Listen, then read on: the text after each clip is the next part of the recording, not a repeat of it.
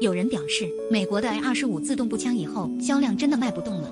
因为就在昨天，特朗普遭到袭击，袭击者用的武器是 A25步枪，打了8发子弹，却只让特朗普的一只耳朵受伤。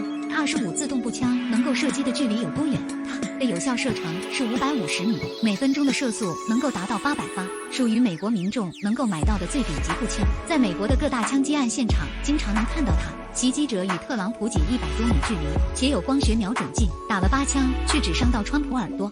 从原视频来看，川普在子弹飞过来的一刹那，有个歪头动作，让他逃过一劫，真有一种川普受到上天庇佑的感觉。此次遇袭对特朗普的选举结果有怎样的影响？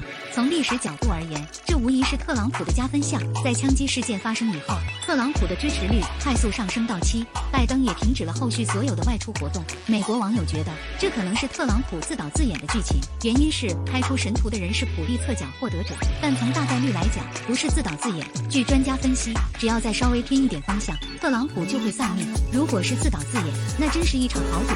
为什么说美国总统是一个具有高危险性的职业？鉴于历史上有9次总统遇刺事件，4位总统因此身亡，自杀率为20%，死亡率为8%，难道不是高危职业吗？